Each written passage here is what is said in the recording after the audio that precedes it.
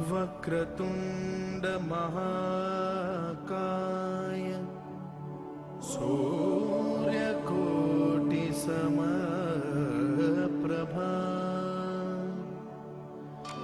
निर्विघ्नं कुरु मे देव सर्वकार्येषु सर्वदा।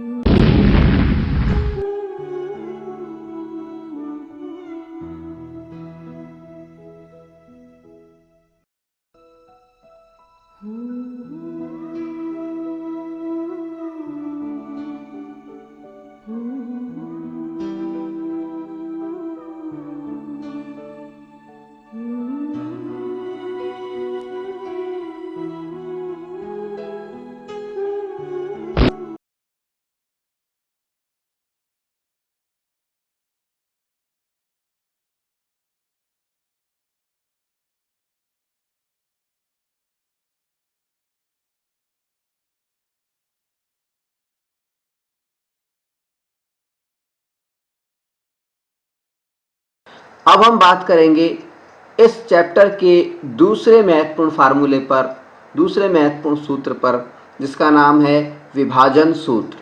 विभाजन सूत्र को अंग्रेजी में बोलते हैं हम सेक्शन फार्मूला। अब सवाल उठता है कि विभाजन सूत्र या सेक्शन फार्मूला जो है, इसके जरिए हम क्या ज्ञात करते हैं। देखिए, विभाजन सूत्र के जरिए हम कोई भी रेखाखंड हो, उसका कोई विभाजन बिंदु जो हो, सेक्शन पॉइंट जो हो, उसके निर्देशांक ज्ञात करते हैं। मतलब क्या हुआ?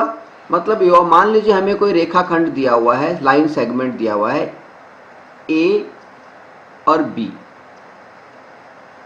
ए और बी कोई लाइन सेगमेंट दिया हुआ है, और ए जो बिंदु है, ए जो पॉइंट है, उसके जो कोऑर्डिनेट्स हैं, उसके जो निर्देशांक है, वो मान लीजिए क्या है, x कोऑर्डिनेट तो है x1 और y कोऑर्डिनेट है y1। ये इसके निर्देशांक है x1 और y1। निर्देशांकों का मतलब क्या हुआ? x1, x निर्देशांक का मतलब क्या होता है?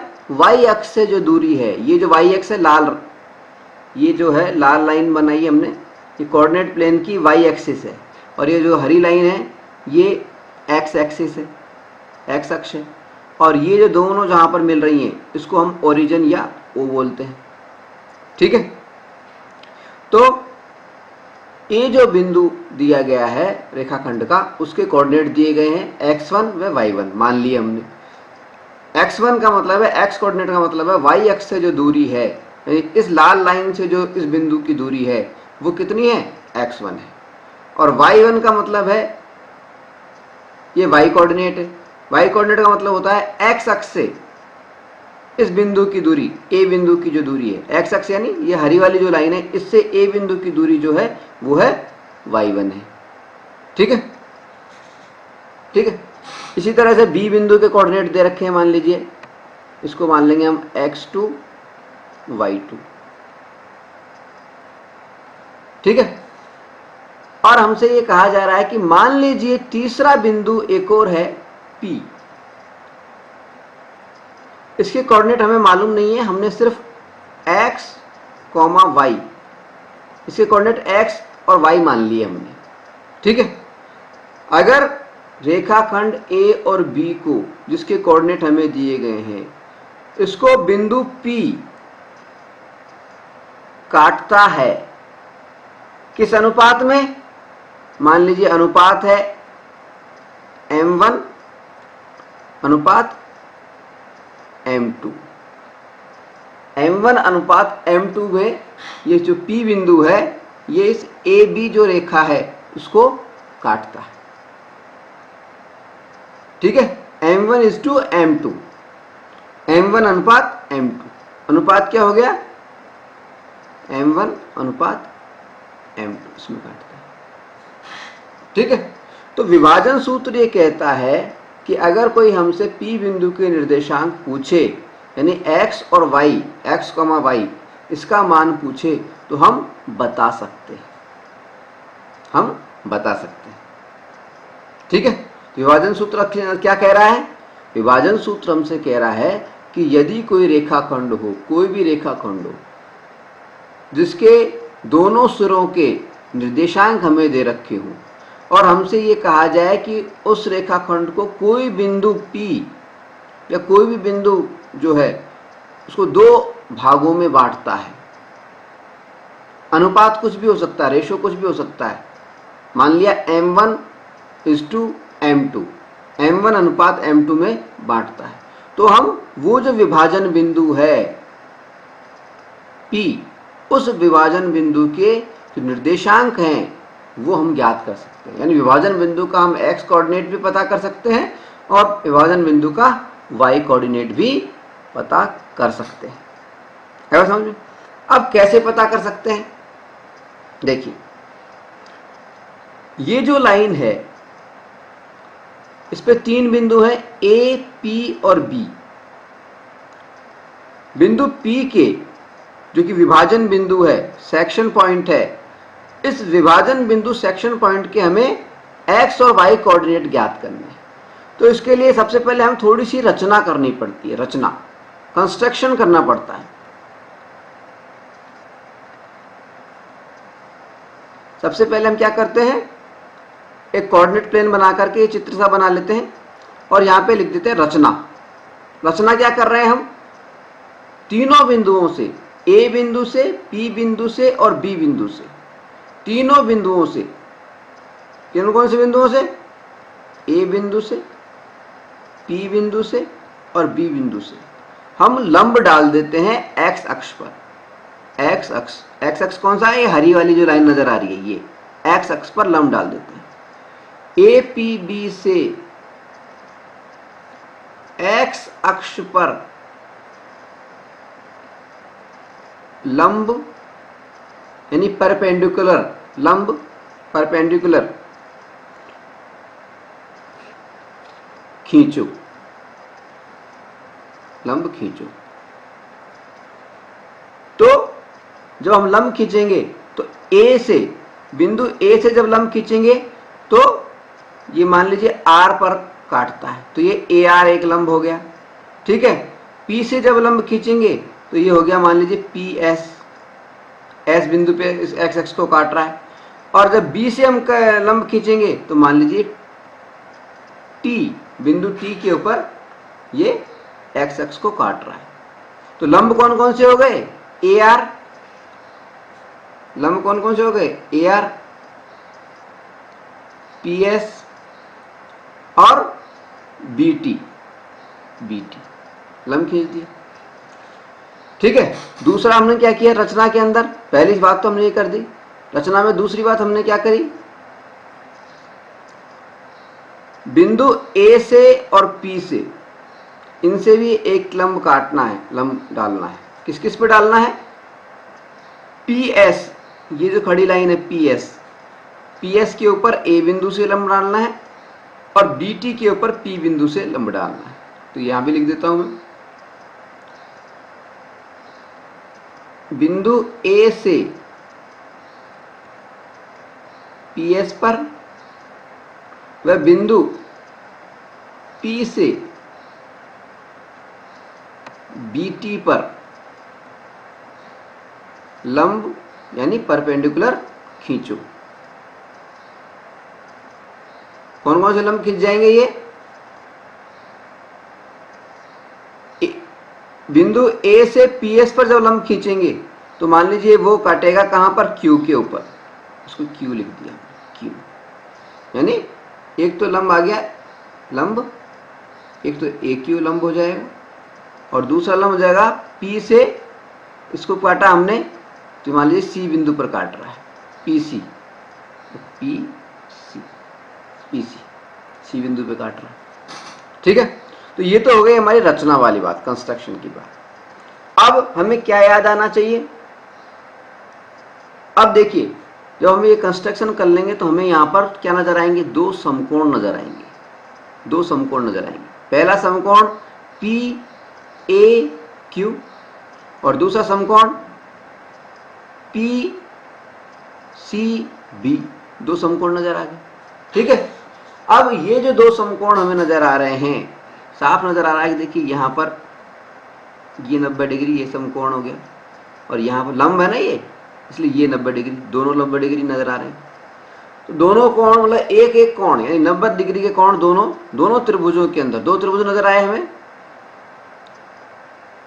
दो समकोण त्रिभुज नजर आए, तो एक एक कोण 90 डिग्री का दोनों में, वो तो कॉमन आ गया।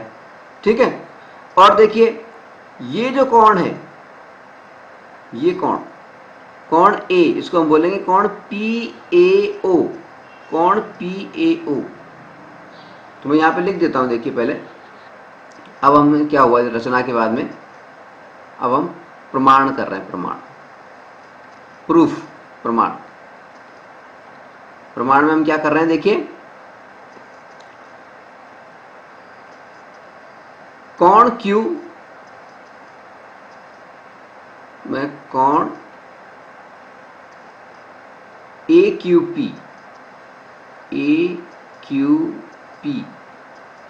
इक्वल्स टू कोण PCB बराबर 90 डिग्री, दोनों समकोण है। कोण AQP बराबर कोण PCB, ये क्या है? ये समकोण त्रिभुज है, ये समकोण त्रिभुज। दोनों बराबर क्यों है? क्योंकि दोनों ही समकोण त्रिभुज है, 90 डिग्री। ठीक है, 90 डिग्री क्यों है? क्योंकि लंब खिंचे हुए हैं, एक दूसरे पर लंब है। ठीक है, दूसरी चीज,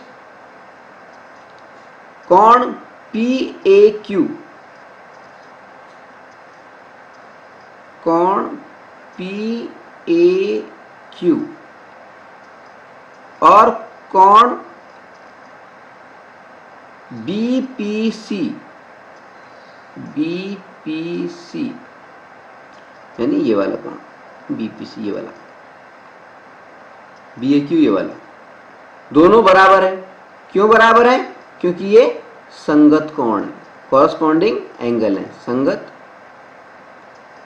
कोण, कॉरस्पॉन्डिंग एंगल है, एक दूसरे के संगत कोण है। ठीक है, हमने पढ़ा ना दो समांतर रेखाओं को, देखिए हमने बता रखा संगत कोण कौन से होते हैं? जैसे दो समांतर रेखाएं खिंची हुई हैं, इसको तीसरी रेखा मान लो काट रही है, संगत कोण कौन से हो गए? ये कोण और ये कोण संगत कोण होते हैं, इसी तरह बने हुए नहीं। ठीक है, संगत कोण बराबर होते हैं, हम ये भी जानते हैं, कॉरस्पॉन्डिंग एंगल बराबर होते हैं, तो ये संगत कोण हो गए। अब क्योंकि इसके अंदर इन दोनों त्रिभुजों में दो कोण समान हो गए, दो एंगल समान हो गए,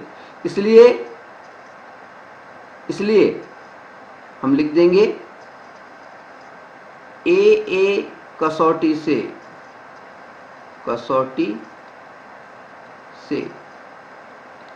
ए क्राइटेरिया से, एंगल क्राइटेरिया से क्या हो गए? ये जो त्रिभुज हैं, त्रिभुज कौन सा? PAQ और त्रिभुज BPC, ये क्या होंगे? समरूप होंगे, समरूप यानी सिमिलर होंगे। सिमिलर का चिन्ह होता है इस तरह से, ठीक है। ये दोनों त्रिभुज क्या हो गए, समरूप हो गए, सिमिलर हो गए, सिमिलर हो गए। और अगर ये त्रिभुज सिमिलर हो गए, इसका मतलब इनकी जो साइड्स हैं, इनकी जो भुजाएं हैं, उनका अनुपात कैसा होता है, बराबर होता है, समान होता है। दो समरूप त्रिभुजों का जो भुजाएं होती हैं उनका अनुपात क्या होता है, समान होता है। आई बात समझ। इसका मतलब क्या हुआ, भुजाओं का अनुपात समान होता है, इसका मतलब देखो संगत भुजाओं का अनुपात समान होता है। अब देखिए ये भुजा है AP, AP, AP यानी AP और PB। अगर हम AP और PB का अनुपात निकालें तो वो अनुपात AQ और PC के बराबर होगा, ठीक है। आई बात समझ। अगर हम AP और BP की बात करें तो ये अनुपात AQ और PC इसके बराबर होगा, और यह अनुपात PQ और BC के भी बराबर होगा, ठीक है। तो यहां पर मैं लिख देता हूं, क्योंकि ये समरूप हो गए इसलिए इसका मतलब क्या हुआ, AP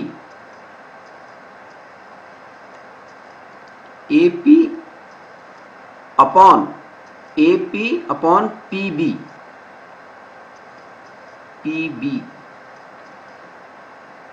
यानी ये अनुपात किसके बराबर होगा, AQ और ये वाला PC इसके बराबर होगा, ठीक है। और इसके अलावा देखिए खड़ी जो लाइन है, ऊर्ध्वाधर जो लाइन है, वर्टिकल जो लाइन है, वो भी बराबर होंगी। PQ ये अनुपात y एक्स में PQ और BC के भी बराबर होगा, और BC के भी बराबर होगा, ठीक है। अब हम देखते हैं कि AQ की वैल्यू क्या है, PC की वैल्यू क्या है, AP की वैल्यू क्या है, PB की वैल्यू क्या है, ठीक है। ये हमें देखनी है। तो देखिए सबसे पहले हम देखते हैं AQ की क्या वैल्यू है। AQ क्या है, A से Q, ठीक है। अब देखिए A के कोऑर्डिनेट क्या हैं, x कोऑर्डिनेट, x और y कोऑर्डिनेट देखें तो AQ की अगर हम बात कर रहे हैं तो AQ का मतलब क्या है, ये x अक्ष वाली दूरी हम नाप रहे हैं, A से Q तक की दूरी हम नाप रहे हैं। तो AQ बराबर RS नजर आ रहा है हमें। A के कोऑर्डिनेट है x1, यानी y एक्सिस की दूरी है x1, यानी यहां से 0 से R तक की दूरी अगर हम चलें, देखिए AQ बराबर RS बिल्कुल है, ठीक है। और अगर हम A बिंदु के कोऑर्डिनेट की बात कर रहे हैं और x इसकी y एक्स से दूरी बता रहे हैं x1, इसका मतलब R की दूरी भी x1 ही है। मतलब O से R तक की जो दूरी है वो कितनी है, x1, O से R तक की दूरी, ठीक है। इसी तरह से अगर हम O से S तक की दूरी देखें तो वो कितना है, x। O से और S तक की दूरी देखें तो देखिए S कहाँ पे आ रहा है, P के सीध में आ रहा है, P के सीध में, और P के कोऑर्डिनेट क्या है, x, y, यानी x कोऑर्डिनेट क्या है, x आ रहा है, ठीक है। इसका मतलब क्या है, P की जो दूरी है वो y अक्ष से कितनी है, x है। यानी अगर हम OS बोलें तो ये कितना आ गया, OS हो जाएगा x। और अगर हम केवल इसकी बात करें, RS की बात करें तो RS कैसे होगा, देखिए पूरी दूरी कितनी है, x, पूरी दूरी कितनी है, x, और पूरी दूरी में से अगर हम ये वाली दूरी घटा दें O से R वाली, तो दूरी कितनी आ जाएगी, RS कितनी आ जाएगी, x माइनस x1, ये दूरी हो गई। ठीक है, यही तो हुई। ठीक है, ये बात समझ में आई, ए क्यू वाली बात समझ में आ गई कि ए क्यू बराबर आर एस है, ए क्यू और आर एस बराबर, यहां मैं लिख देता हूं, देखिए जरा सा, यहां पे लिख रहा हूं मैं, ए क्यू बराबर आर एस। ठीक है, अब आर एस को हम क्या लिख सकते हैं, आर एस को हम लिख सकते थे O S minus O R. ठीक है, और ओ एस की कुल दूरी कितनी थी, ओ एस की कुल दूरी थी, ओ एस की दूरी थी x, और ओ आर की दूरी थी x1 माइनस x1, ये लिख दिया। ठीक है, तो ए क्यू का मतलब क्या हो गया, ए क्यू और आर एस बराबर है, इसका मतलब ए क्यू की जो दूरी आ गई वो कितनी आ गई, x माइनस x1, यही तो बात हुई। ठीक है, इसी तरह से पीसी की बात करें हम नीचे, पीसी, ये जो दूसरा वाला है पीसी दूरी की बात करते हैं। ठीक है, पीसी बराबर क्या है, पीसी बराबर एस टी, ये जो पीसी है दूरी, ये इस एस टी के बराबर है। ठीक है, पीसी बराबर एस टी, और एस टी का क्या मतलब है, एस टी का क्या मतलब है, एस टी को हम कैसे लिख सकते हैं, एस टी को हम लिख सकते हैं ओ टी, बिल्कुल ओरिजिन से और टी तक की दूरी, ओरिजिन से टी तक की दूरी में से क्या घटा दें, ओरिजिन से एस तक की दूरी घटा दें, ओ एस को हम घटा दें, ओ एस, तो क्या आ जाएगा, ओ टी में से ओ एस घटा दिया तो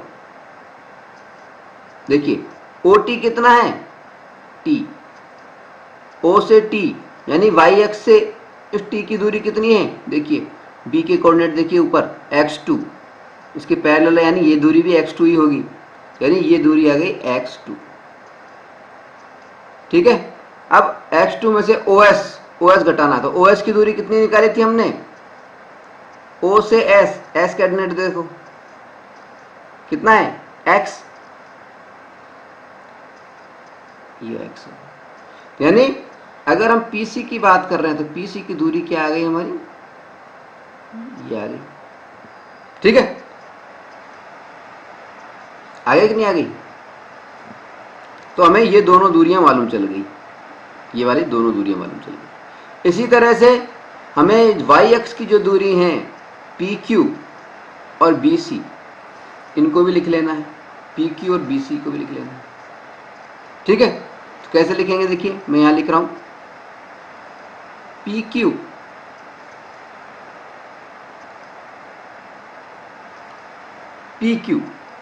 ये जो PQ है, P और Q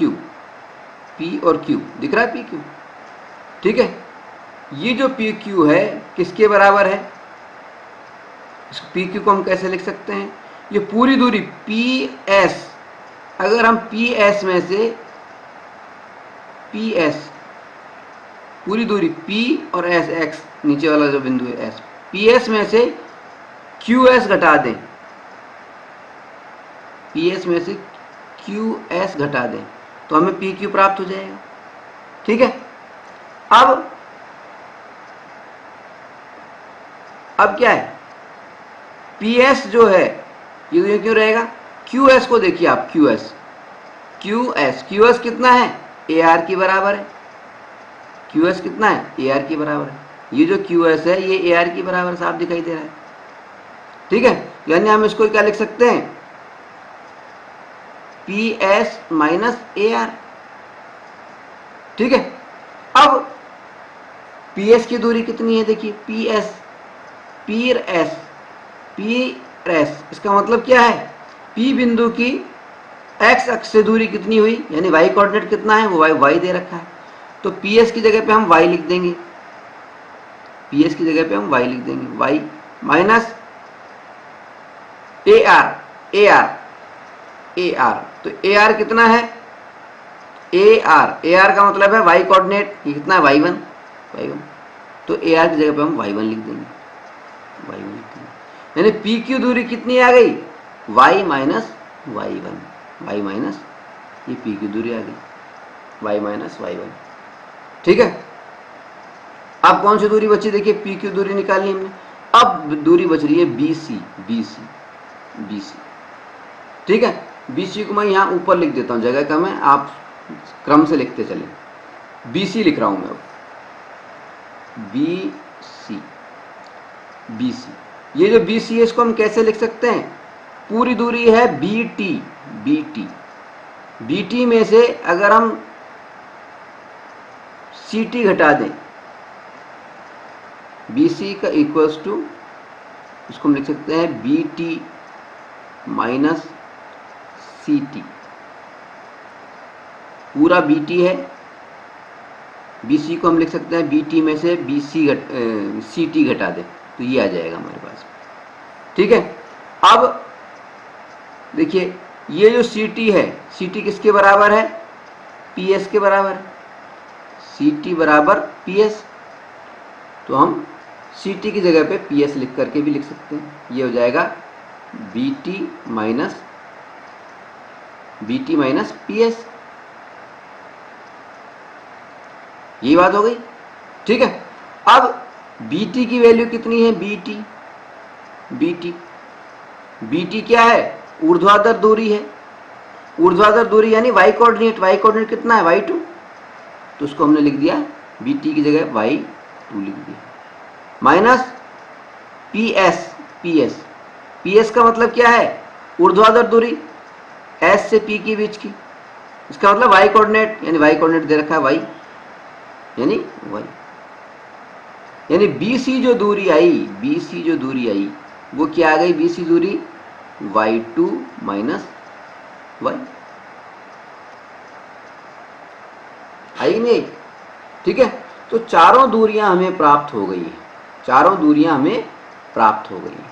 अब हमें क्या करना है, अब हमें क्या करना है, अब हमें इन दूरियों को इस अनुपात के साथ में इनकी तुलना करनी है।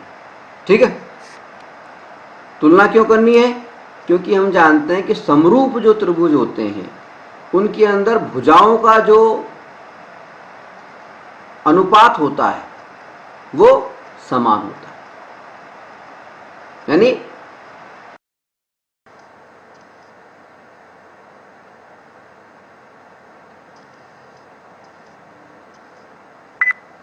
अब देखिए ए क्यू की दूरी कितनी आ गई, x minus x one, x minus x one A Q की दूरी आ गई। ठीक है, इसी तरह से P C, P C, P C की दूरी कितनी आ गई थी हमारे पास में, एक्स टू माइनस एक्स। ठीक है, इसी तरह से पी क्यू, पी क्यू, इसकी दूरी कितनी आ गई थी हमारे पास में, पी क्यू की दूरी, पी क्यू की दूरी वो हमारे पास में आ गई थी y माइनस वाई वन। और B C, B C, B C की दूरी कितनी आ गई थी, Y two minus Y, Y two minus Y. ठीक है, तो हमें चार दूरियां प्राप्त हो गई हैं। ठीक है, अब हमने सबसे पहले लिखा था, क्या लिखा था, हमने लिखा था पी ए, ये जो पी ए है इसका अनुपात और पी बी का अनुपात ये बराबर होगा P A upon B P, B P, इस भुजा का अनुपात किसके बराबर होगा, इन दोनों भुजाओं के बराबर होगा, यानी A Q upon P C, P C, और इसका अनुपात किसके बराबर होगा, दूसरी भुजा कौन सी है, B Q, sorry P Q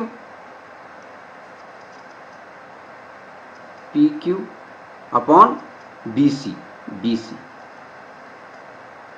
ठीक है, अब देखिए पी ए का मतलब कितना है, पी ए ये m1 हो गया, m1। तो देखिए इसको हम करेंगे m1 अपॉन bp, bp का मतलब कितना हो गया, m2 equals to AQ। AQ क्या है, ये x कोऑर्डिनेट है, AQ कितना आ गया हमारे पास में, AQ कितना आ गया, AQ कितना है, AQ निकाल लिया हमने x माइनस x1, तो x माइनस x1 लिख लिया, ठीक है। और PC कितना आ गया, x2 माइनस x, ठीक है। ये तो x कोऑर्डिनेट की बात हो गई।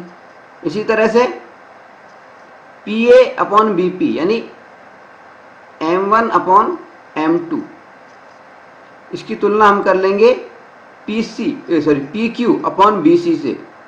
PQ कितना है, PQ कितना आया हमारे पास में, y माइनस y1, तो y माइनस y1 लिख लिया अपॉन BC कितना आया हमारे पास में, BC y2 माइनस y, इस तरह से हमने कंपेयर कर लिया, ठीक है। अब क्या करना है, इसको हम क्रॉस मल्टीप्लाई कर दें। मान लीजिए हम क्रॉस मल्टीप्लाई कर दें, क्रॉस मल्टीप्लाई करने पर क्या होगा, अगर हम इसको क्रॉस मल्टीप्लाई कर देते हैं तो क्या हो जाएगा, x कोऑर्डिनेट कितना आ जाएगा, x कोऑर्डिनेट हमें प्राप्त होगा। देखिए क्रॉस मल्टीप्लाई कर दें, तो क्रॉस मल्टीप्लाई कर देते हैं, क्रॉस मल्टीप्लाई, ठीक है। क्रॉस मल्टीप्लाई करने पे क्या होगा, देखिए इधर तो हो जाएगा m1 x2 minus m1 x, ठीक है। इसी तरह से इधर क्या आ जाएगा, इक्वल्स टू m2x, और इधर करेंगे माइनस का m2x1, ठीक है। अब x को साथ में रखेंगे, हम x को साथ में रखेंगे तो हमारे को प्राप्त हो जाएगा x इक्वल्स टू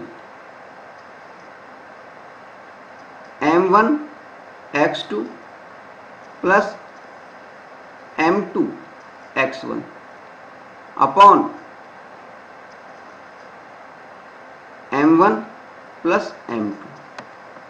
थोड़ी सी गणित है, इसको आप क्रॉस मल्टीप्लाई करके और x और x को साथ में रख करके देखेंगे तो x की वैल्यू अगर आप निकालेंगे तो ये आ जाएगी हमारे पास, ठीक है। यहाँ जगह कम है इसलिए मैंने थोड़ा सा डायरेक्ट लिख दिया, ठीक है। इसी तरह से यहाँ पर भी दूसरी तरफ भी जब आप करेंगे क्रॉस मल्टीप्लाई करेंगे, क्रॉस मल्टीप्लाई करने के बाद में जब आप जोड़े बना करके और कॉमन लेंगे तो आपको y की वैल्यू आ जाएगी, y equals to m1 y1 plus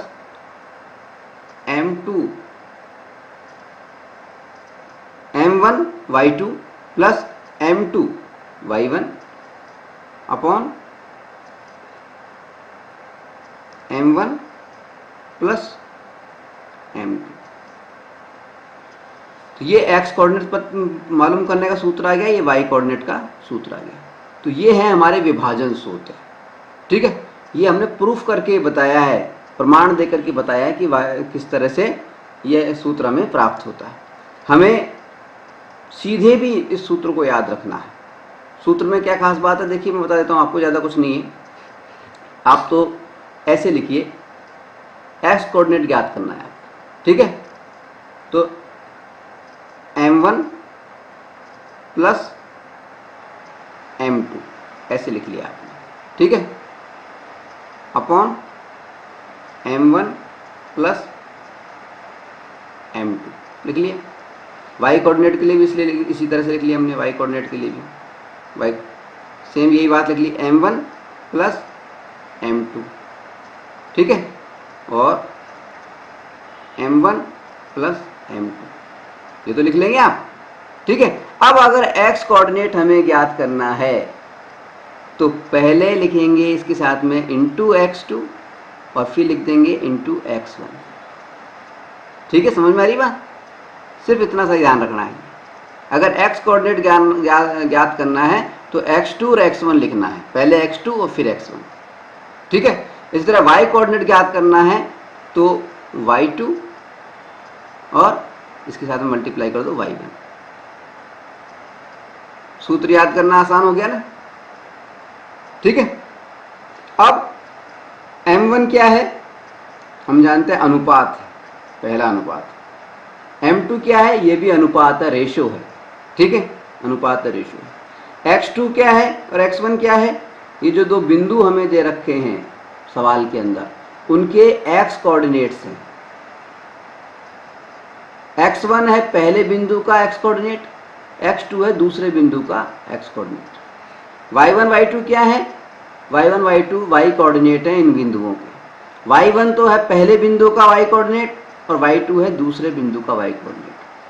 ठीक है, आई बात समझ? तो ये विभाजन सूत्र जब भी हमें ज़रूरत पड़े हम इसको कर सकते हैं।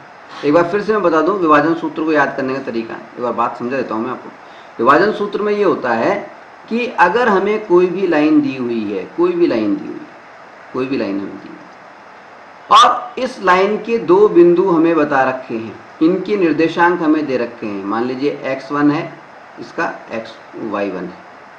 निर्देशांक का मतलब x कोऑर्डिनेट और y कोऑर्डिनेट, x1 y1 दे रखे हैं। दूसरे बिंदु के भी दे रखे हैं, मान लीजिए x2 y2। और हमसे कहा जा रहा है कि तीसरा कोई भी बिंदु है, मान लीजिए ये बिंदु है P। ये बिंदु जो है इन दोनों इन दोनों निर्देशांकों को मिलाने वाली जो रेखा है, लाइन सेगमेंट है, उसको दो भागों में बांट रही है। मान लो कोई सा भी अनुपात में बांट रही है, m1 अनुपात m2, दो अनुपातों में बांट रही है। तो हमें इस P के कोऑर्डिनेट कैसे ज्ञात करेंगे? P के कोऑर्डिनेट होंगे x और y। अब x और y कैसे ज्ञात करेंगे, ये फार्मूला इसके बारे में। ठीक है, और कैसे करेंगे हम? बिल्कुल सिंपल, याद रखें आप कि x कोऑर्डिनेट ज्ञात करना है चाहे y कोऑर्डिनेट ज्ञात करना है। x कोऑर्डिनेट ज्ञात करना है तब भी हमें क्या लिखना है, देखिए x कोऑर्डिनेट ज्ञात करना है हमें, तो लिखना है m1 प्लस m2, ऐसे लिख लो, अपॉन नीचे भी m1 प्लस m2 लिख लो। ठीक है, y कोऑर्डिनेट के लिए भी इसी तरह कर लो, y equals to m1 plus m2 और नीचे भी वही m1 प्लस m2। ठीक है, अब x कोऑर्डिनेट ज्ञात करना है तो इधर m के साथ में x2 मल्टीप्लाई कर दो और दूसरे m2 के साथ में x1 मल्टीप्लाई कर दो। y कोऑर्डिनेट ज्ञात करना है तो m1 के साथ में y2, 1 के साथ में 2, ये ध्यान रखना, m1 है तो y2 आएगा, m2 है तो y1 आएगा, y1 ये मल्टीप्लाई कर दो। ये हो गया हमारा फार्मूला। इस फार्मूले में जैसे ही हम वैल्यू पुट करेंगे तो हमें ये जो P बिंदु हमें दिया गया, कोई भी विभाजन बिंदु है, सेक्शन पॉइंट है, उस सेक्शन पॉइंट के हमें निर्देशांक ज्ञात हो सकते हैं। ठीक है, फार्मूला याद रहेगा आसानी से। चलिए अब करते हैं इस फार्मूले पे आधारित कुछ सवाल। ठीक है, हम ले रहे हैं उदाहरण नंबर 6। इसमें हमसे सवाल कहा गया है कि उस बिंदु के निर्देशांक ज्ञात कीजिए जो कि बिंदु 4,-3 और 8,5 को जोड़ने वाले रेखाखंड को आंतरिक रूप में 3:1 के अनुपात में विभाजित करता है। Find the coordinates of the point which divides the line segment joining the points 4,-3 and 8,5 in the ratio 3:1 internally। यानी कहने का मतलब हमें सवाल ये दिया गया है कि दो पॉइंट हैं, इसको एक को A मान लेते हैं और दूसरे को B मान लेते हैं। इन दोनों बिंदुओं के निर्देशांक हमें दे रखे हैं। एक का दे रखा है 4, -3 और बी का दे रखा है 8, 5।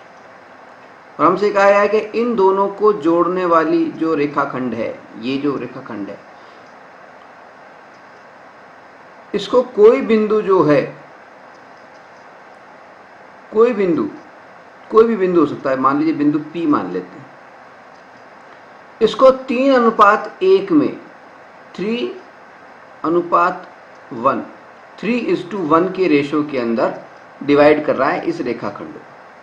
तो ये जो P बिंदु है, इसके x और y कोऑर्डिनेट हमें ज्ञात करना है। ठीक है, ठीक है। कैसे करेंगे, देखिए, सबसे पहले तो हम फार्मूला लिख लेंगे, बिल्कुल सिंपल है। x कोऑर्डिनेट हमें ज्ञात करना है, फार्मूला क्या लिखेंगे, x इक्वल्स टू क्या लिखते हैं हम, m1 plus m2 upon m1 plus m2। x coordinate ज्ञात कर रहे हैं, इसलिए कैसे लिखेंगे, m1 के साथ में x2 लगा देंगे और m2 के साथ में x1 लगा देंगे। ठीक है। अब m1 x2 इनकी वैल्यू देख लेते हैं। देखिए m1 की वैल्यू क्या है, m1 हो गया 3, तो m1 की वैल्यू 3 लिख दिया, इंटू x2 की वैल्यू क्या है, x2, देखिए क्या क्या है x2, यहाँ पे लिखता हूँ, ये तो हो गया x1, ये हो गया y1, ये x2, ये y2, ये m1 और ये m2, इनकी वैल्यू लिख ली हमने। ठीक है। अब x2 यानी 8 की वैल्यू कर ली, प्लस m2 की वैल्यू क्या है 1, इंटू x1 की वैल्यू क्या है, माइनस का 4 प्लस का, अपॉन m1 प्लस m2 यानी 3 + 1। ठीक है, ये x कोऑर्डिनेट आ गया। अब x कोऑर्डिनेट की वैल्यू क्या आ गई, देखिए 8 × 24, x = 24 प्लस कितना आ गया, 4 × 4 अपॉन 4 यानी 28/4 यानी 7 चौक 28। x की वैल्यू कितनी आ गई, x कोऑर्डिनेट आ गया हमारे पास में 7। ठीक है। अब y कोऑर्डिनेट की बात करें, y कोऑर्डिनेट में भी क्या है फार्मूला, बिल्कुल वही सिंपल है, m1 लिख लेंगे प्लस m2 लिख लेंगे अपॉन वापस से m1 प्लस m2 लिख लेंगे। अब m1 के साथ में y2 लगा देंगे और m2 के साथ में y1 लगा देंगे, ये हमारा फार्मूला हो गया। ठीक है। अब इसके अंदर वैल्यू पुट कर देंगे, m1 की वैल्यू कितनी है 3, इंटू y2 की वैल्यू कितनी है, ये देखो 5, प्लस m2 की वैल्यू कितनी है 1, इंटू y1 की वैल्यू कितनी है -3 अपॉन m1 प्लस m2 यानी 3 + 1 यानी 4। ठीक है। अब देखिए इसको आगे बढ़ेंगे, सिंपलाइज करेंगे इसको, 5 × 3 = 15। अब ये -3 1 इससे मल्टीप्लाई होगा तो माइनस का 3 आ जाएगा, -3 माइनस इस प्लस से मल्टीप्लाई होगा तो माइनस प्लस माइनस माइनस तो -3 अपॉन 4 यानी 12 में से 15 में से 3 गए तो 12/4 4 × 12 यानी y की वैल्यू कितनी आ गई 3। तो हमारे पास में कोऑर्डिनेट्स उस बिंदु के क्या आ गए, मान लीजिए बिंदु P था तो x कोऑर्डिनेट तो हमारे पास में आ गया 7, y कोऑर्डिनेट आ गया हमारे पास में 3, तो इसके निर्देशांक हो गए P बिंदु के 7, 3। ये हमारा हो जाएगा आंसर। ठीक है, बिल्कुल आसान है। चलिए आगे बढ़ते हैं। अब हम बात करेंगे विभाजन सूत्र के यानी सेक्शन फार्मूले के एक खास किस्म के प्रयोग पर। इसमें क्या है कि मान लीजिए जो विभाजन बिंदु हमें दिया गया है जिसके कि हमें निर्देशांक ज्ञात करने हैं और अनुपात जो हमें दिया गया है। अभी जो पिछला सवाल हमने किया था उसके अंदर हमने देखा था कि दो बिंदु थे ए और बी, ए और बी। एक के जो निर्देशांक थे वो थे हमारे पास में 4, -3 और दूसरे के निर्देशांक थे 8, 5। ठीक है, और हमसे कोई बिंदु P पूछा था, कोई बिंदु P के निर्देशांक पूछे थे, x कोऑर्डिनेट और उसके y कोऑर्डिनेट के बारे में जानना था। और ये जो P बिंदु था ये किस अनुपात में डिवाइड कर रहा था? 3:1, 3:1। अब मान लीजिए ये 3:1 की बजाय 1:1 के रूप में इसको विभाजित करता हूं, यानी P जो बिंदु हो वो मान लो मध्य बिंदु है, मिड पॉइंट है, यानी इस रेखाखंड AB को ये जो P बिंदु है दो बराबर भागों में बांट रहा है, यानी इसका रेशो 1:1 है, यानी ये P जो बिंदु है ये इसका मध्य बिंदु है, मिड पॉइंट है। ऐसी स्थिति में क्या होगा? देखिए, ऐसी स्थिति में जब हम करते हैं तो देखिए सबसे पहले तो हम लिख लेते हैं x1 x2। देखिए ये हो जाएगा x1, इसको x1 मान लेते हैं तो इसको y1 मान लेंगे, इसको x2 मानेंगे, इसको y2 मान लेंगे। अनुपात 1 m1, इसको 1 और इधर m2 ये भी 1 है, m1 m2 मान लिया। अब अगर इसके अंदर हम फार्मूला लगाते हैं तो क्या होगा? देखिए x कोऑर्डिनेट का फार्मूला हम लगा रहे हैं, x कोऑर्डिनेट का फार्मूला क्या होता है? m1 प्लस m2 अपॉन वही m1 प्लस m2। इसी तरह y कोऑर्डिनेट का फार्मूला भी इसी तरह से होगा। देखिए y कोऑर्डिनेट का फार्मूला ऐसे ही लिख लेंगे हम, m1 plus m2 upon m1 plus m2। ठीक है, अब x कोऑर्डिनेट निकालना होता है तो इस फार्मूले में हम क्या कर देते हैं, m1 के साथ में x कोऑर्डिनेट निकालना है तो x2 जोड़ देंगे और m2 के साथ में x1 जोड़ देंगे। y कोऑर्डिनेट जब हमें निकालना है तो m1 के साथ में y2 जोड़ देंगे और m2 के साथ में y1 जोड़ देंगे। ठीक है, यही तो फार्मूला था। अब फार्मूला बन गया ये हमारा। ठीक है, अब इस फार्मूले में अगर हम वैल्यू रखें तो क्या होगा? देखिए x निर्देशांक क्या आएगा हमारे पास में, m1 तो 1 है तो 1 लिख देंगे। ठीक है, इंटू x2 प्लस m2 भी 1 है into x1 upon m1 plus m2,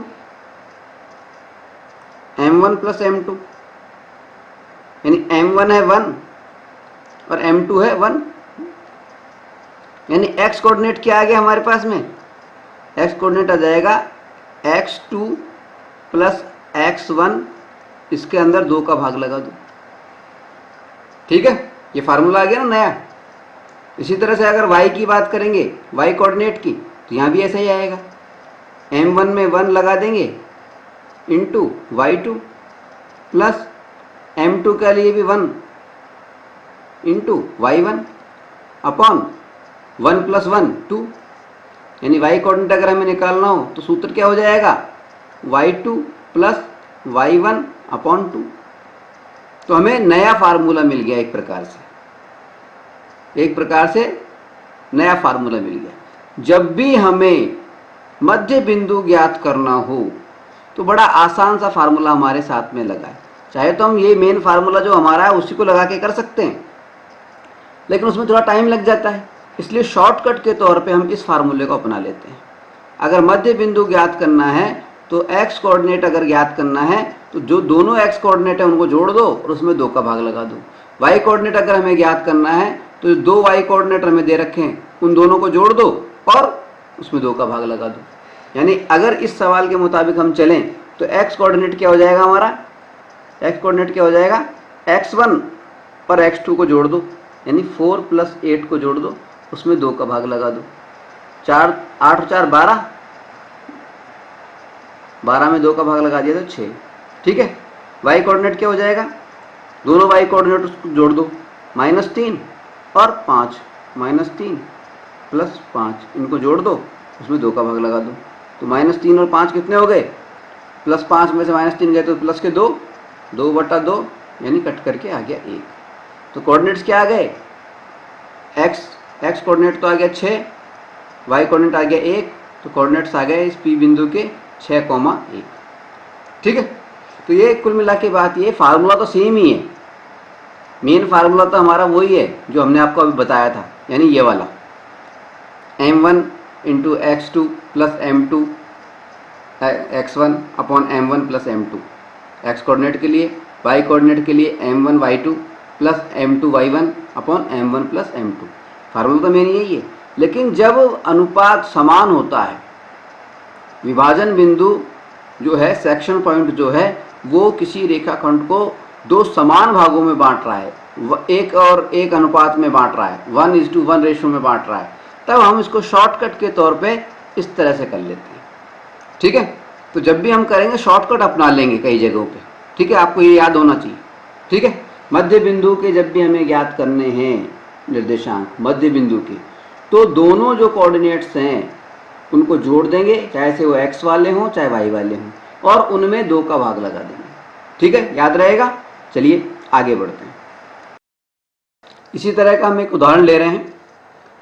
सवाल है, उस बिंदु के निर्देशांक ज्ञात कीजिए जो बिंदुओं -1/3, 0 और -3, 4 को जोड़ने वाले रेखाखंड को आंतरिक रूप में 1:1 के अनुपात में विभाजित करता है, 1:1 के रेशियो में विभाजित करता है। Find the coordinates of the point which divides the line segment joining the points -1/3, 0 and -3, 4 in the ratio 1:1 internally। यानी कुल मिला के क्या कहा जा रहा है हमसे ये कहा जा रहा है कि दो बिंदु हैं, एक बिंदु ये है, मान लीजिए एक बिंदु ये है, ये ए बिंदु है, ये बी बिंदु है। ए बिंदु के निर्देशांक हमें दे रखे हैं -1/3 और 0। बी बिंदु के निर्देशांक हमें दे रखे हैं -3 और 4। ठीक है, इन दोनों को मिलाने वाली जो रेखा है, इसको कोई बिंदु P 1:1 में डिवाइड कर रहा है। तो इस P बिंदु के हमें निर्देशांक ज्ञात करने हैं x और y। क्योंकि यहाँ पर 1:1 की बात हो रही है, इसका मतलब P क्या है, मध्य बिंदु है। और जब भी मध्य बिंदु के हमें निर्देशांक ज्ञात करने हो तो कैसे ज्ञात करते हैं, x निर्देशांक हमें अभी भी थोड़ी देर पहले बताया था हमने, x निर्देशांक ज्ञात करना है तो हमें क्या करना है, x1 प्लस x2, इन दोनों को जोड़ दो और 2 का भाग लगा दो। y निर्देशांक अगर हमें ज्ञात करना है तो क्या करना है, y1 प्लस y2, इन दोनों को जोड़ दो और 2 का भाग लगा दो। तो देखिए x1 और x2, यानी x1 x2 क्या है, ये x1 है और ये वाला y1 है, ये x2, ये y2। x1 y1 हम अपने हिसाब से लिख सकते हैं, हम चाहें तो इस वाले जोड़े को x1 y1 लिख सकते हैं, इस वाले को x2 y2 लिख सकते हैं। ठीक है, हमने फिलहाल यहाँ पे लिखा है कि इस वाले जोड़े को x1 y1 लिखा है, इस वाले को x2 y2 लिखा है। कैसे भी लिख सकते हैं, जैसा भी हम चाहें। ठीक है, कोई फ़र्क नहीं पड़ेगा उससे। खैर, फिलहाल जिस तरह से हमने लिखा है उस तरह से हम बात कर रहे हैं। x1 और x2 जोड़ना है, तो x1 कितना है, x1 कितना है -1/3, -1/3, और x2 कितना है -3।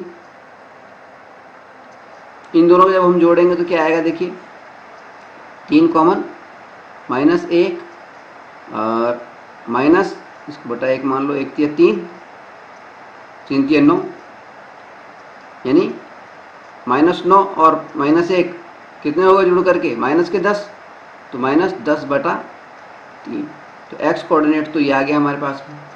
इस तरह से y कोऑर्डिनेट की अगर हम बात करें तो y कोऑर्डिनेट देखिए, y कोऑर्डिनेट है y1 प्लस y2, तो y1 कितना है 0, y2 कितना है 4/2, सॉरी यहाँ पे ये जोड़ने के बाद में बाई 2 था ना, बाई 2, तो बाई 2 हो रही है, बाई 2। ठीक है, बाई 2 का मतलब है इंटू 1/2। अब ये 2 जो है नीचे वाला ये ऊपर चला जाएगा 2, ये यानी -20/3 हो जाएगा, -20/3। ठीक है। इसी तरह से यहाँ पे देखें, इन दोनों को जोड़ेंगे तो 4/2 यानी 2। तो हमारे पास में x कोऑर्डिनेट आ गया -20/3 और y कोऑर्डिनेट आ गया 2। ये हमारा आंसर हो जाएगा। ठीक है। अब हम बात करेंगे विभाजन सूत्र पर यानी सेक्शन फार्मूले पर आधारित दूसरी प्रकार की जो समस्याएं हैं, सवाल हैं, उनके ऊपर। देखिए, अभी अभी जो हमने सवाल किए थे उन सवालों में हमसे क्या कहा गया था? हमसे ये कहा गया था कि कोई भी रेखाखंड के कोई भी रेखाखंड हो उसके जो सिरे थे ए और बी, उनकी निर्देशांक हमें दे रखे थे। ठीक है, यानी x1 और y1 हमें दिए गए थे, x2 और y2 हमें दिए गए थे। ठीक है। और हमसे कहा गया था कि इसके बीच में कोई बिंदु है, सेक्शन पॉइंट है, विभाजन बिंदु है, उसके निर्देशांक हमें ज्ञात करने होते थे। उसके निर्देशांक x, y ये हमें ज्ञात करने होते थे और विभाजन का जो अनुपात था, सेक्शन रेशो जो था, वो हमें दिया जाता था। m1 और m2 ये हमें दिया जाता था। ठीक है। रेशो देकर के हमसे ये जो विभाजन बिंदु था, सेक्शन पॉइंट था, इसके निर्देशांक पूछे जाते थे। अब दूसरे प्रकार के सवालों में उल्टा होता है, इसमें निर्देशांक दे दिए जाते हैं और रेशो पूछ लिया जाता है। रेशो पूछ लिया जाता है यानी विभाजन का अनुपात हमें ज्ञात करना है, जबकि हमें विभाजन बिंदु, सेक्शन पॉइंट जो है, उसके निर्देशांक दिए गए हों और जो रेखाखंड हमें बताया गया उसके भी निर्देशांक हमें दे रखे हों। ठीक है। उदाहरण लेते हैं हम, जैसा कि हमने पहले सवाल किया था, पिछला सवाल हमने किया था। उस सवाल में क्या था? देखिए, हमने विभाजन बिंदु के, सेक्शन पॉइंट के निर्देशांक निकाले थे 7 और 3। तो मान लीजिए हमें दे रखा है कि जो सेक्शन पॉइंट है, विभाजन बिंदु है P, ये सेक्शन पॉइंट है P, विभाजन बिंदु, इसके निर्देशांक मान लीजिए हमें दे रखे हैं 7,3। 7,3 निर्देशांक का मतलब है कि x कोऑर्डिनेट तो है 7 और y कोऑर्डिनेट है 3, यही मतलब हुआ। ठीक है। इसके अलावा हमें ये जो रेखाखंड है उसके निर्देशांक दे रखे हैं। मान लीजिए रेखाखंड के a बिंदु जो है रेखाखंड में, उस a बिंदु के निर्देशांक दे रखे हैं 4,-3, यानी इसको हम x1 मान लेंगे, इसको y1 मान लेंगे। ठीक है। और दूसरा जो बिंदु है उसके निर्देशांक मान लीजिए हमें दे रखे हैं 8,5, 8,5, यानी 8 को हम x2 मान लेंगे और 5 को y2 मान लेंगे। ठीक है। ठीक है, ये चीज हमें दे रखी है। अब हमसे सेक्शन रेशो पूछा जा रहा है, विभाजन का अनुपात पूछा जा रहा है। यानी हमसे सवाल क्या कहा जा रहा है? सवाल हमसे कहा जा रहा है कि P बिंदु, कोई बिंदु P जो है वो A और B रेखाखंड को, A के जिसके निर्देशांक है 4,-3, B जिसके निर्देशांक है 8,5, इस रेखाखंड को कोई बिंदु P जिसके निर्देशांक है 7,3 एक निश्चित अनुपात में बांटता है। बताइए वो अनुपात क्या है? किस अनुपात में इसको डिवाइड कर रहा है ये बिंदु P जिसके निर्देशांक है 7,3? कैसे करेंगे इस सवाल को? बिल्कुल सिंपल, हमें ज्ञात करना है, हमें क्या आना चाहिए इसके लिए? हमें आना चाहिए विभाजन सूत्र, सेक्शन फार्मूला। सेक्शन फार्मूला क्या है? अगर हमें x कोऑर्डिनेट ज्ञात करना है तो हमारा फार्मूला क्या होता है? वही m1 plus m2 upon m1 plus m2, इस तरह से लिखो। और x कोऑर्डिनेट ज्ञात करना है तो यहाँ पे x2 लिख दो और यहाँ पे x1 लिख दो। ठीक है। y कोऑर्डिनेट में भी इसी तरह का फार्मूला है हमारा, y कोऑर्डिनेट ज्ञात करना है तो वही m1 प्लस m2 लिख दो, नीचे भी m1 प्लस m2 लिख दो वाई कोऑर्डिनेट ज्ञात करना है, इसलिए m1 के साथ में y2 लगा दो और इधर m2 के साथ में y1 लगा दो। ये फार्मूला है हमारा x और y निर्देशांक ज्ञात करने का। ठीक है, अब इसमें जो जो चीज़ें हमें मालूम है, क्या क्या चीज़ें मालूम है, देखिए हमें x कोऑर्डिनेट मालूम है, तो x कोऑर्डिनेट की जगह पे x कोऑर्डिनेट क्या है हमारा 7, 7 लिख दिया। जो जो चीज़ें हमें मालूम है वो सारी इसमें फिल कर दो। 7 इक्वल टू m1, m1 मालूम नहीं है हमें, तो m1 यूँ क्यों लिख दिया, into m2 sorry x2, x2 कितना दे रखा है 8, तो 8 लिख दिया हमने, प्लस m2, m2 हमें मालूम नहीं है, m2 लिख दिया, इंटू x1, x1 कितना है 4, तो हमने इंटू 4 लिख दिया, upon m1 plus m2, m1 plus m2 ये क्यों लिख दिया। ठीक है, ठीक ये की ये बात हमने y कोऑर्डिनेट के साथ में भी कर दी। y कोऑर्डिनेट में y कोऑर्डिनेट का मान क्या है 3, 3 लिख दिया, equals to m1 into y2, y2 कितना है, y2 देखो 5 है, तो 5 लिख दिया, प्लस m2 ये क्यों लिख दिया, इंटू y2 y1 कितना है -3, ये -3 लिख दिया। ठीक है, अपॉन m1 प्लस m2, ठीक है, इस तरह से लिख दिया हमने। अब क्या करना है, क्रॉस मल्टीप्लाई कर दो, बटा 1 मान लो, क्रॉस मल्टीप्लाई कर दो, बटा 1 मान लो, क्रॉस मल्टीप्लाई कर दो, दोनों तरफ क्रॉस मल्टीप्लाई कर दिया। क्रॉस मल्टीप्लाई करेंगे तो क्या आ जाएगा, देखिए इधर 7 को m1 प्लस m2 से कर रहे हैं हम और लिख रहे हैं पहले, तो हमारे पास में आ जाएगा 7 m1 plus 7 m2 equals to ये 8 m1 प्लस 4 m2, ये आ गया। ये क्यों लिख दिया, क्रॉस मल्टीप्लाई किया है, कुछ भी नहीं किया। ठीक है, इसी तरह से वाई वाई भी हम क्रॉस मल्टीप्लाई कर लेते हैं। देखिए क्या लिखेंगे, 3 को 3 m1 plus 3 m2 equals to 5 m1 plus 5 m1 minus, यहाँ पे माइनस हो जाएगा, माइनस का चिन्ह माइनस से होगा, minus 3 m2 5 m1 minus 3 m2 ये हो जाएगा। ठीक है, अब देखिए पक्षांतर करके m1 को एक साथ ले लेंगे, m2 को एक साथ ले लेंगे, तो क्या आ जाएगा, देखिए 7 m1 यूँ क्यों रख लिया, यहाँ पे इधर वाला m1 जो था 8 m1, इसको इधर लाए तो माइनस का 8 m1 हो गया, इक्वल्स टू, अब देखिए m2 को 8 m2 तो लिखा हुआ पहले से ही, 4 m2 तो लिखा हुआ है, तो 4 m2 तो यूँ क्यों रहने दिया, फिर इधर से 7 m2 था, इसको इधर ले गए तो माइनस का 7 m2 आ गया। ठीक है, ठीक इसी प्रकार इधर भी पक्षांतर कर लिया हमने। देखिए 3 m1 लिखा हुआ है, तो 3 m1 को यूँ क्यों रहने दिया, 3 m1, इधर 5 m1 था, इसको इधर लिया है तो माइनस का 5 m1 कर दिया, इक्वल्स टू इधर 3 m2 लिखा हुआ था, 3 m2 यूँ क्यों रहने दिया, इधर का 3 m2 था तो इसको इधर ले जाकर के माइनस का 3 m2 कर दिया, माइनस का 3 m2 कर दिया। ठीक है,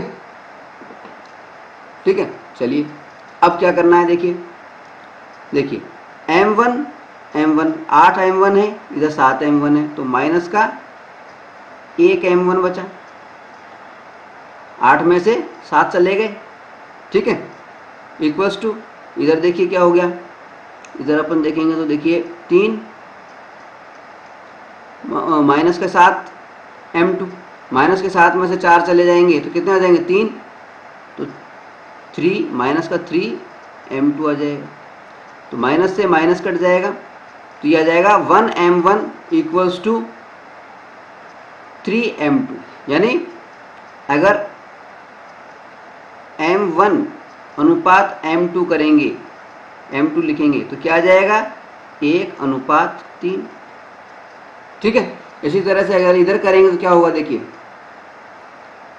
इधर करेंगे तो वैसे हालांकि एक कोऑर्डिनेट से ही आ जाएगा अनुपात, तो हमारे पास में एक कोऑर्डिनेट से ही इधर करेंगे तब भी हमें सेम वही प्राप्त हो जाएगा। कैसे प्राप्त होगा, देखिए m1 और ये m1, 5 m1 में से 3 m1 गए तो कितने बचे, 2 m1। इधर देखिए 3 m2 और 3 m2,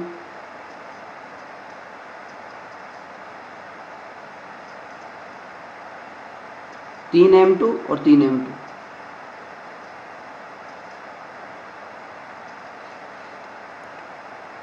इसमें से 3 में से 3 जाएंगे तो 0 हो गया, तो 0 m2, ये तो 0 में 3 गए तो 0 हो गए, ये कट गया, 0 आ गया।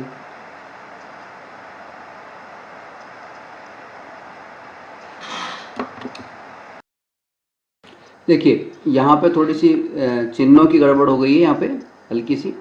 देखिए माइनस का 3m2 था ये, माइनस के 3m2 को तो हमने यहीं रख लिया, और इधर का जब प्लस का 3m2 था, जब इसको इधर लाए तो ये माइनस का 3m2 हो गया। यानी माइनस और माइनस, माइनस का 3m2 माइनस का 3m2, ये कितना हो जाएगा, माइनस का 6m2। और इधर देखिए माइनस का 5m में से माइनस के 3m जाएंगे तो माइनस का 2m1 बचेगा। ठीक है, अब देखिए माइनस का 2m1 है और इधर है माइनस का 6m2, माइनस का 6m2।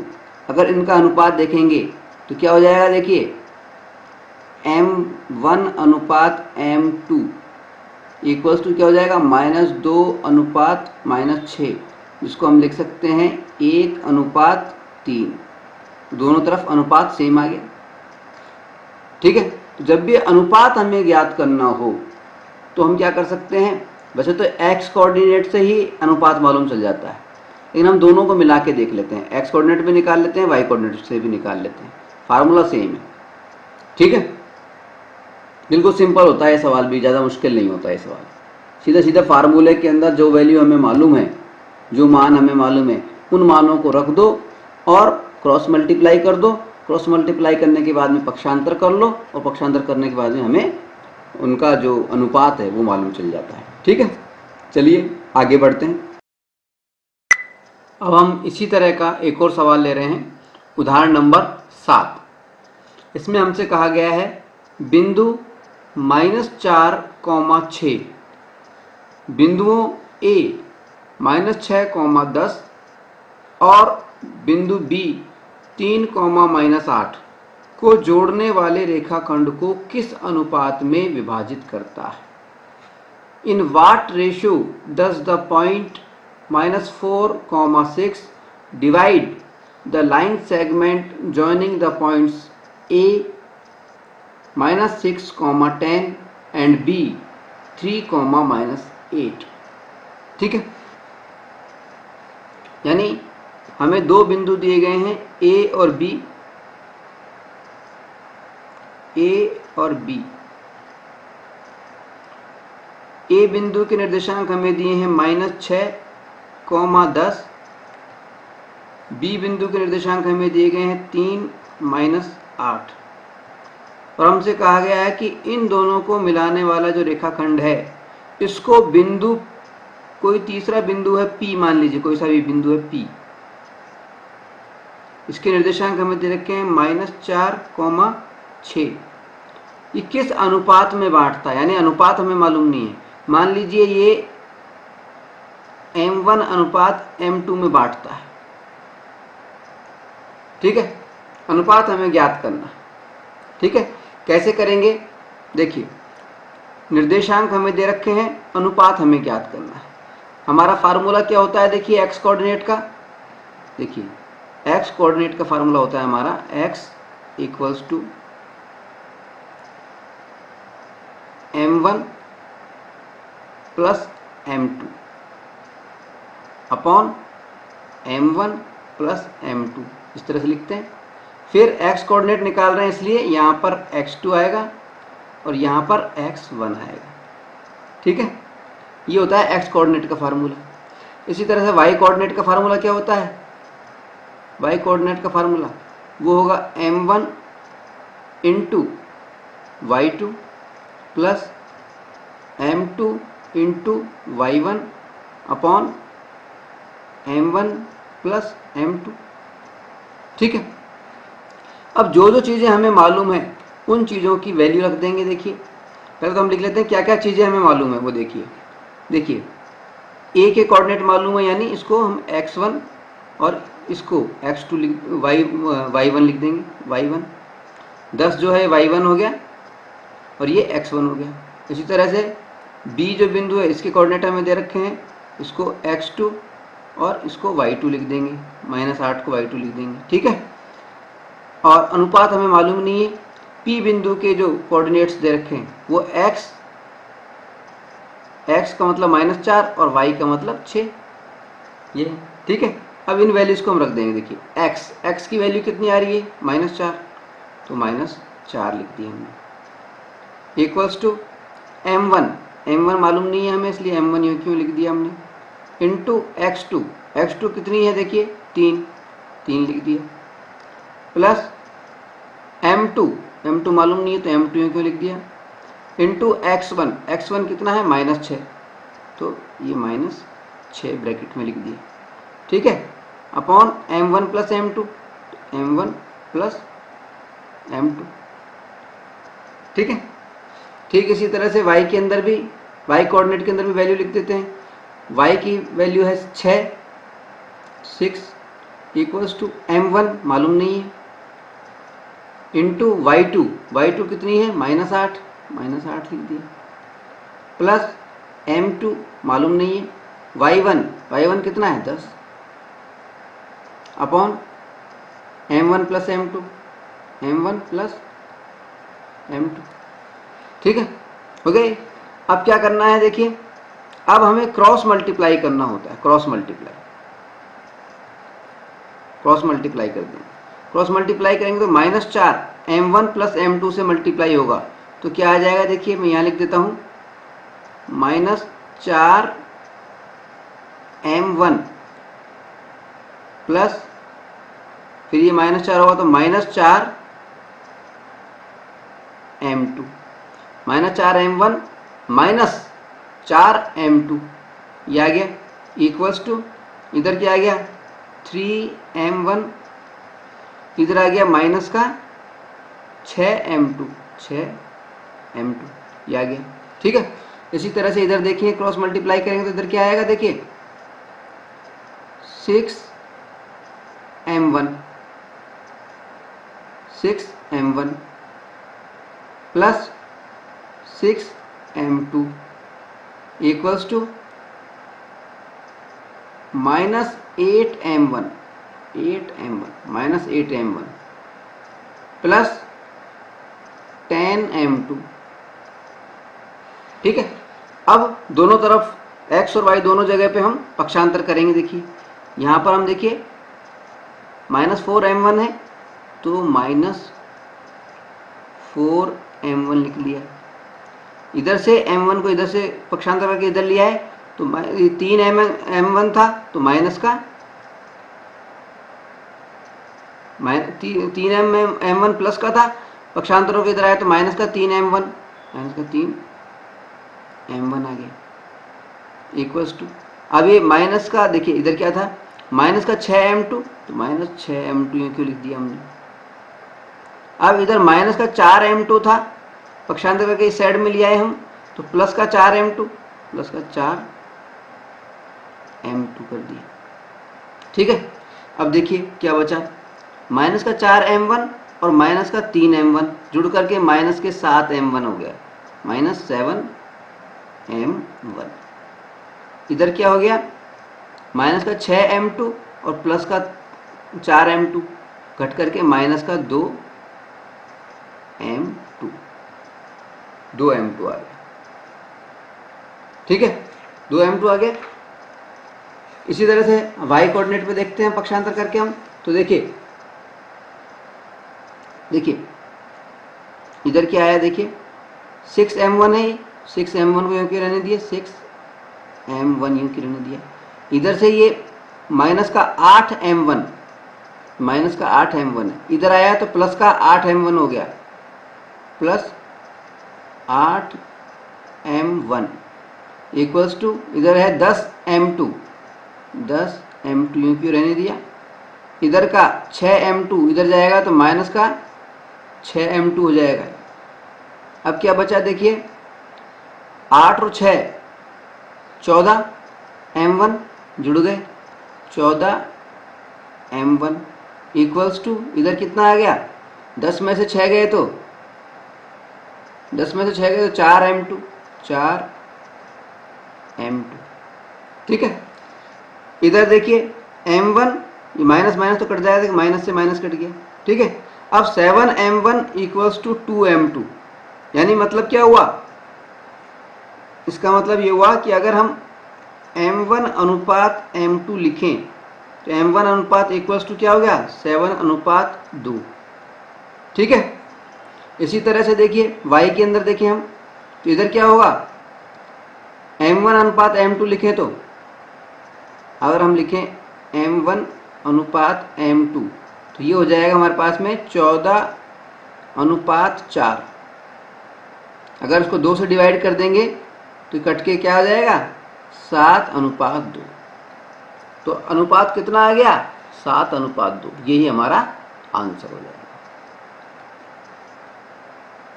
अनुपात कितना आ गया, बिंदु -4,6 ये इन दोनों बिंदुओं को जोड़ने वाले रेखाखंड को किस अनुपात में विभाजित करता है, 7:2, ये हमारा आंसर हो जाएगा, ठीक है। चलिए आगे बढ़ते हैं।